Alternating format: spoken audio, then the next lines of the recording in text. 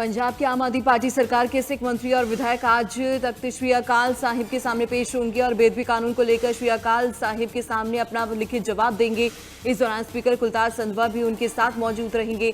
बता दें कि श्री अकाल तख्त साहिब के जत्थेदार ज्ञानी कुलदीप सिंह गड़गच ने 15 जून को सभी दलों के सिख विधायकों और सिख मंत्रियों को अकाल तख्त के सामने पेश होने के लिए तलब किया था। दरअसल अकाल तख्त और शिरोमणि गुरुद्वारा प्रबंधन कमेटी ने जगत जोत श्री गुरु ग्रंथ साहिब सत्कार संशोधन अधिनियम 2026 पर आपत्ति जताई थी। उनका कहना है कि ये कानून सिख पंथ से परामर्श किए बिना बनाया गया है।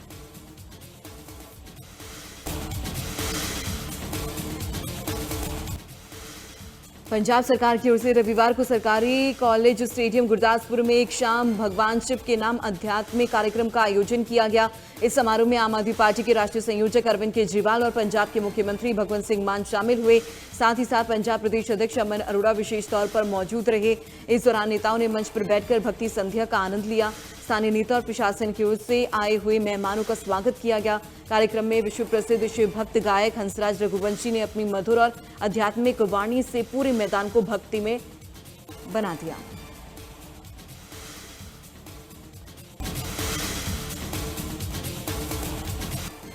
पंजाब सीएम भगवंत सिंह मान ने अमृतसर के सुल्तानविंड में बने फ्लाईओवर का शुभारंभ किया। इस दौरान पंजाब के कैबिनेट मंत्री हरभजन सिंह ईटीओ, विधायक अजय गुप्ता, विधायक डॉक्टर इंद्रबीर सिंह निज्जर के अलावा अन्य नेता और अधिकारी मौजूद रहे।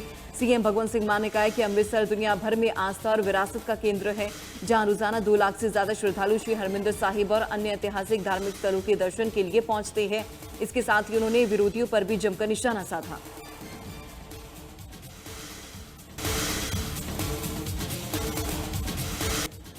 पंजाब सीएम भगवंत सिंह मान ने फरीदकोट के गांव चांदबाजा में आयोजित कार्यक्रम के दौरान प्रदेश भर में 500 ग्रामीण जिमों का उद्घाटन किया।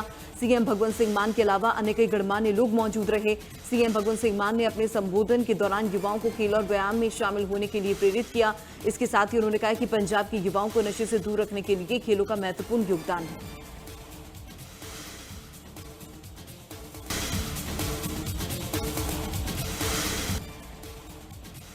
निहंगों के स्वागत के दौरान मोहाली के गुरुद्वारा परिसर में हंगामा हो गया। गुरुद्वारा परिसर में एक व्यक्ति ने निहंग बाबा जसदीप सिंह पर हमला करने की कोशिश की। इससे गुरुद्वारा परिसर में कुछ देर के लिए अफरा तफरी और तनाव का माहौल बन गया। हालांकि मौके पर मौजूद निहंग सिखों और समर्थकों ने तुरंत आरोपी को काबू कर लिया।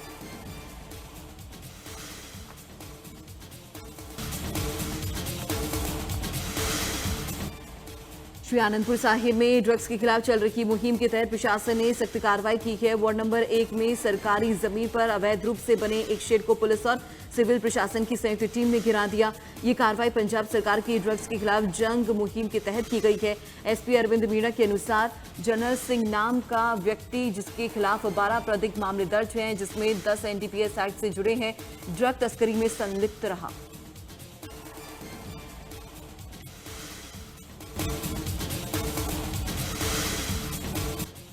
फरीदकोट में देर रात हुई दर्दनाक सड़क हादसे में 3 युवकों की जान चली गई। शादी समारोह से लौट रहे तीनों युवक सड़क किनारे खड़े ट्रक से उनकी बाइक टकरा गई। हादसे में 2 युवकों की मौके पर मौत हो गई, जबकि तीसरे ने अस्पताल ले जाते समय दम तोड़ दिया। हादसे के बाद पूरे इलाके में मातम पसरा है।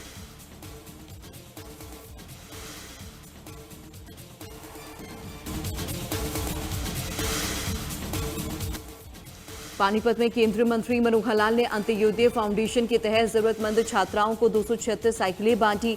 उन्होंने कहा कि अभियान का उद्देश्य गरीब छात्राओं की शिक्षा बाधित न होना और अब तक 500 साइकिलें दी जा चुकी है। साथ ही उन्होंने कहा कि ग्रामीण क्षेत्रों में लाइब्रेरी, स्किल सेंटर और ड्राइविंग प्रशिक्षण के माध्यम से युवाओं को आत्मनिर्भर बनाया जा रहा है।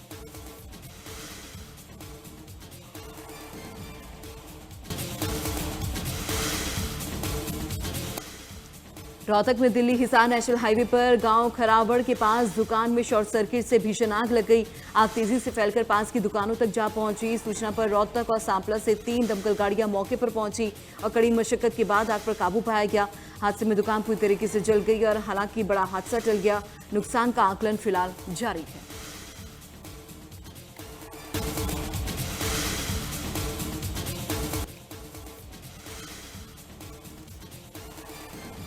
सोनीपत के गांव जठेड़ी में प्रेम प्रसंग के शक में 26 वर्षीय युवक की लाठी डंडों से पीट कर हत्या कर दी। मृतक यूपी के मेरठ जिले के गांव खंदावली का निवासी था। परिजनों का आरोप है कि आरोपियों ने पहले धमकी दी और बाद में फोन कर हत्या की सूचना दी। पुलिस ने अनुज उर्फ तनुज समेत अन्य पर मामला दर्ज कर जांच शुरू कर दी है।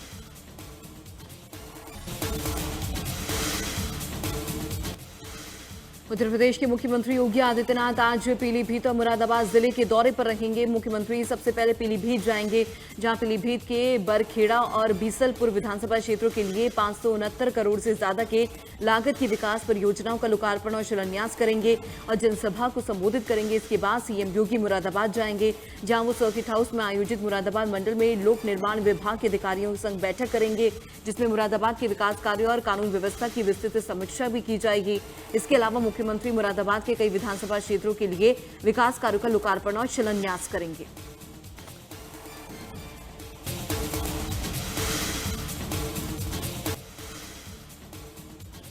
उत्तर प्रदेश के मुख्यमंत्री योगी आदित्यनाथ ने रविवार को स्टेट ट्रांसफॉर्मेशन कमीशन की बैठक की, जिसमें उन्होंने एक्सप्रेसवे, ग्रामीण आजीविका, ऊर्जा, कृषि, डेटा सेंटर, ईवी चार्जिंग समेत प्रदेश की कई परियोजनाओं की समीक्षा की। इस दौरान उन्होंने अग्नि सुरक्षा को सर्वोच्च प्राथमिकता बताते हुए अधिकारियों को दिशा निर्देश दिए। उन्होंने प्रदेश के सभी सरकारी और निजी मेडिकल कॉलेजों, चिकित्सा संस्थानों और होटलों में फायर एनओसी का तत्काल सत्यापन कराने के दिशा निर्देश दिए। उन्होंने कहा कि जिन संस्थानों की फायर एनओसी की वैधता समाप्त होने वाली है और वैध फायर एनओसी उपलब्ध रखी है, उन्हें तत्काल नोटिस जारी किए जाए।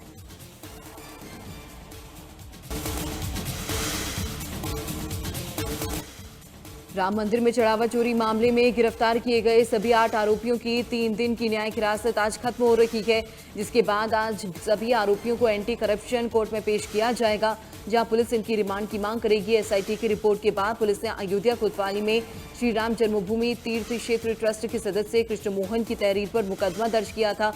टिन्नू यादव समेत 8 लोगों के खिलाफ नामजद एफआईआर दर्ज कराई गई थी, जिसके बाद सभी नामजद आरोपियों को गिरफ्तार किया गया था।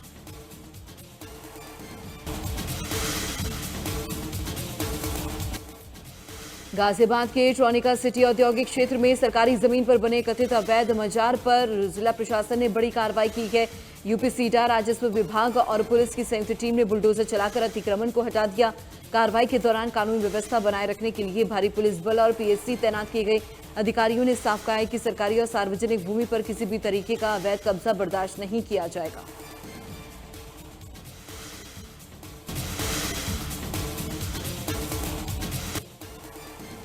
चारधाम यात्रा के तहत केदारनाथ धाम के लिए संचालित हेली सेवाओं को फिलहाल बंद कर दिया गया है। मॉनसून और सुरक्षा कारणों के चलते ये फैसला लिया गया।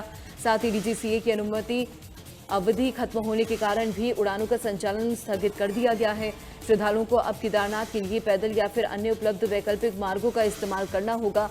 हेली सेवाएं मॉनसून खत्म होने के बाद 15 सितंबर 2026 से दोबारा शुरू की जाएगी।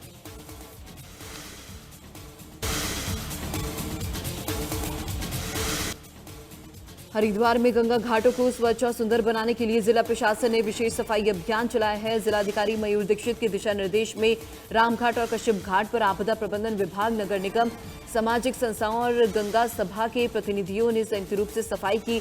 घाटों पर फैले कूड़े कचरे को हटाकर उसका उचित निस्तारण किया गया, ताकि गंगा स्नान और चारधाम यात्रा पर आने वाले श्रद्धालुओं को स्वच्छ वातावरण मिल सके।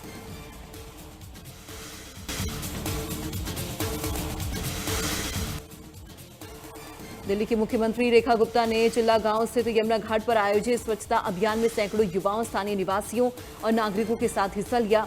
इस मौके पर यमुना के पुनर्जीवन के लिए वैज्ञानिक हस्तक्षेप, सतत प्रयास और जन भागीदारी पर जोर दिया गया।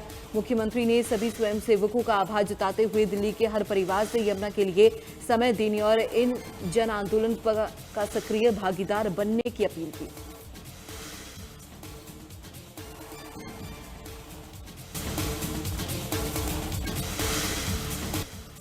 राजस्थान हरियाणा के बीच यमुना जल परियोजना पर आज गृह मंत्री अमित शाह की मौजूदगी में एमओयू पर हस्ताक्षर होंगे। इस दौरान जल शक्ति मंत्री सीआर पाटिल, हरियाणा और राजस्थान के मुख्यमंत्री मौजूद रहेंगे। एमओयू में यमुना जल प्रोजेक्ट को लेकर राजस्थान और हरियाणा के बीच जल मात्रा, प्रोजेक्ट की लागत, निर्माण संचालन से जुड़े सभी प्रमुख बिंदुओं को अंतिम रूप दिया जाएगा। सूत्रों के मुताबिक प्रधानमंत्री नरेंद्र मोदी 4 जुलाई को राजस्थान के दौरे के दौरान इस परियोजना की औपचारिक घोषणा कर सकते हैं। यमुना जल समझौते से शेखावटी क्षेत्र के चूरू, सीकर, झुंझुनू जिलों के कस्बों और गांव को 577 मिलियन क्यूबिक पानी मिलेगा और प्रोजेक्ट की लागत 33,369 करोड़ रुपए है।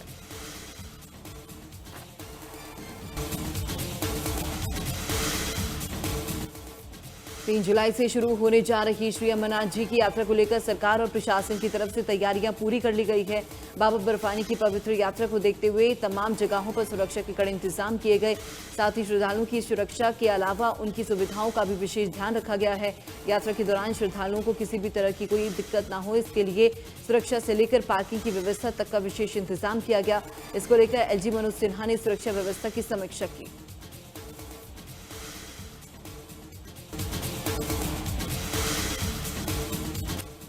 हिमाचल प्रदेश के ऊना जिले में कानून व्यवस्था और यातायात व्यवस्था को और मजबूत करने के लिए पुलिस विभाग ने बड़ा कदम उठाया है। जिले भर में आधुनिक सीसीटीवी निगरानी तंत्र को तेजी से विस्तार दिया जा रहा है। ऊना शहर समेत विभिन्न कस्बों और प्रमुख मार्गों पर अब तक 500 से ज्यादा सीसीटीवी कैमरे लगाए जा चुके हैं, जिसके जरिए 24 घंटे निगरानी की जाएगी। इन कैमरों की लाइव मॉनिटरिंग के लिए हरोली और पुलिस लाइन झलीड़ा में 2 आधुनिक कंट्रोल रूम स्थापित किए जा रहे हैं।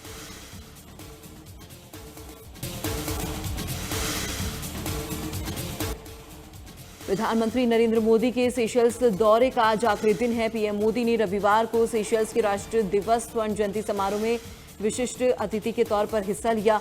इस समारोह में असम रेजिमेंट की भारतीय सेना की टुकड़ी, नौसेना का अग्रिम पंक्ति का स्टेल्थ फ्रिगेट आईएनएस तरकश और देश में बना गश्ती जहाज लार्ज आईएनएस इक्षक ने हिस्सा लिया। इस मौके पर सेशल्स के राष्ट्रपति पैट्रिक हार्मनी, मॉरिशस के प्रधानमंत्री नवीन चंद्र राम गुलाम समेत कई अन्य देशों के बड़े नेता मौजूद रहे।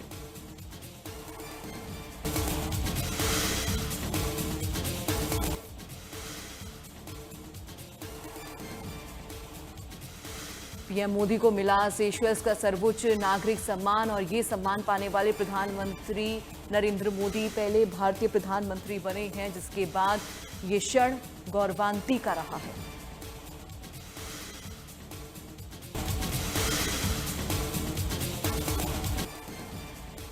प्रधानमंत्री नरेंद्र मोदी को गार्ड ऑफ ऑनर से सम्मानित किया गया। प्रधानमंत्री नरेंद्र मोदी की यात्रा का आखिरी दिन और यात्रा के दौरान कई ऐसे मुद्दे हैं जिन्हें लेकर बातचीत की गई। पीएम मोदी को गार्ड ऑफ ऑनर से सम्मानित किया गया और द्विपक्षीय वार्ता भी हुई है। विदेश मंत्री एस जयशंकर भी उनके साथ मौजूद रहे। तमाम मुद्दों को लेकर चर्चा हुई।